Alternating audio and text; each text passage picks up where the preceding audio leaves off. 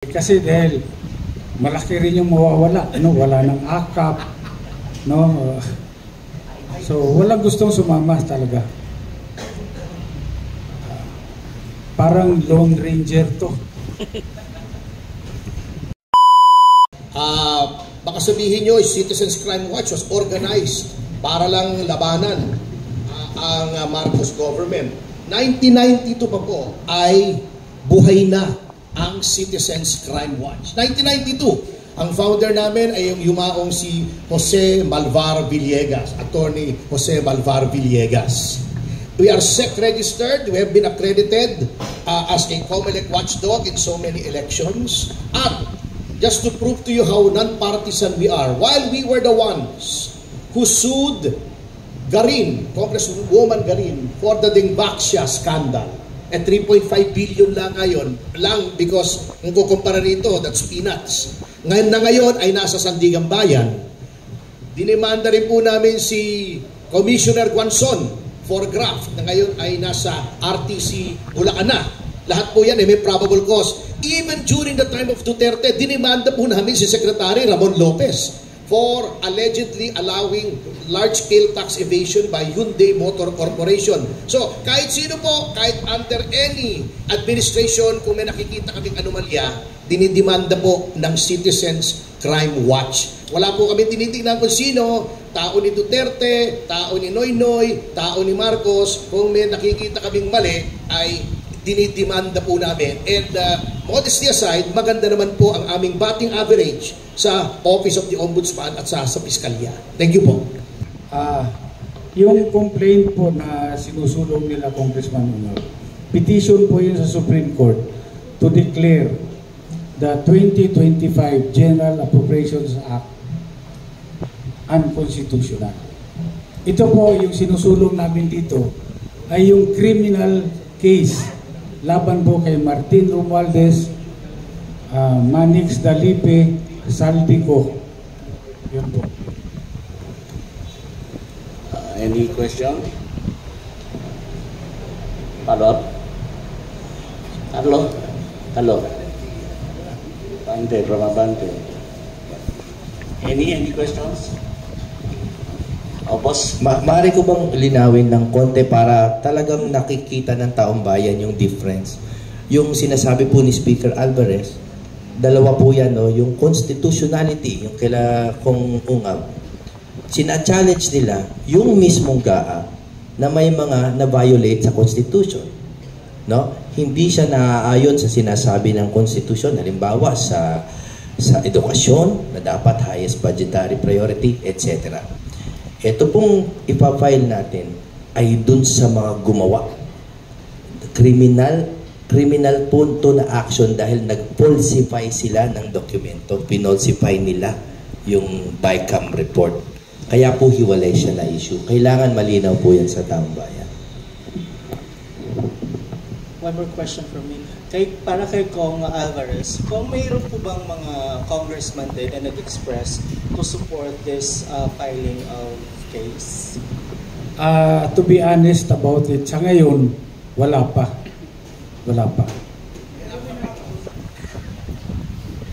Kasi dahil malaki rin yung mawawala, wala ng akap, so walang gustong sumama talaga. Parang Lone Ranger to. Tony Bertie, may ano ka ba? Sabihin ka? Dadagdagan ko lang, maaring mag-isa siya, pero as history has taught us time and again, one man can make a difference. May babog tayong mga katanungan, mga kaibigan, kapatid. Ano ba? Ha?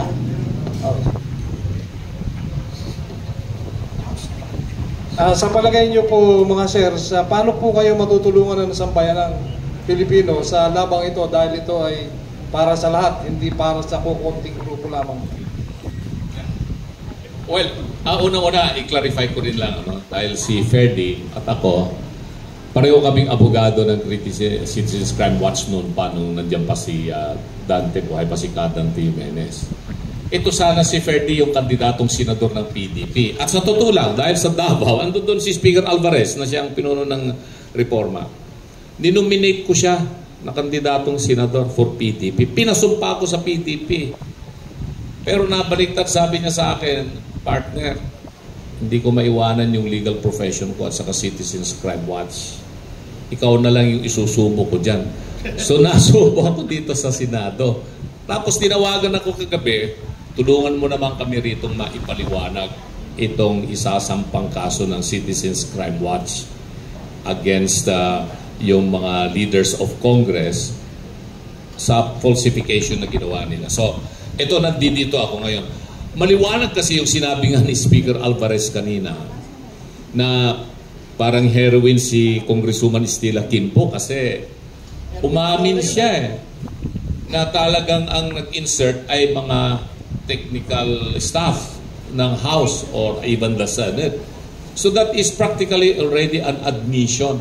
It's not a confession, but it is an admission under the rules of evidence against interest. Kasi, yes, because there is a question of fact. It's a fact already. No? It's not just a question of law. Pag confession kasi, question of law na wala nang lilitisin. But she has admitted that indeed, may mga blanco dito sa sinasabing BICAM report. So yun ay maliwanag na malaking basihan ito para umusad itong kaso na sinabi nga ni Atty. Pondo, falsification of legislative documents. At iyan ay nandoon sa ating revised penal code yan. There may be other cases later on that would still come up. Depende na po yan sa makakalap na mga ebidensya kasi katulad sinabi ni Speaker Bebot ay wala pang binibigyan na kopya ng enrolled bill na GAA. At sa akin naman palagay ay importante rin na maimbestiga itong mga technical staff ng Kongreso at saka Senado kung totoo nga ba yung sinasabi ni Congresswoman Quimpo na sila yung ministerial function na raw nila na isingit kung ano man yung mga dapat na i-fill in the blanks. Upon the instruction, by whom? Yan ang ating tatanungin. Sino nagbigay ng instruction? Siyempre, alam na rin natin kung sino nagbigay. Nasabi na ni Speaker Bebot. And these are the personalities that will be included in the complaint that will be filed together with the non-identifiable personalities na pinapangalanan ngayon na John Doe and Jane Doe. So, marami pang mga pangalan dito na mga sasama later on. Thank you. O may katanungan from Manila Bulletin. Teka, liwanag. Gusto ko lang humingi ng clarification kay kay Atty. Lambino. Ano yung sinasabi niyang si Stella Quimboy parang heroin? Ibig sabihin, nakaka-addict siya. Anuin mo yun? Kalanuhin mo yun? Ba yung mabigat yun? Hero na lang, hero. Heroin female hero. Kala ko nakaka-addict si Stella eh. Ikaw naman mahirap na. Kalanuhin mo yan ba? Puso na ba yan ngayon? Puso na ba yan ngayon? O meron pong katanungan ng from Manila Bulletin kay Joseph Pedrajas. Saan po pa-file yung kaso and sino yung complainants and respondents? Sino po pwede sumunod? Sino yung complainants and respondents? Ang kasama po ng Citizens Crime Watch dito si Atty. Jimmy Bundok at si Speaker Alvarez. Citizens Crime Watch po yung pinaka-complainant. Okay. Sa Quezon City, no? Quezon City. Sa Quezon City Prosecutor's Office po.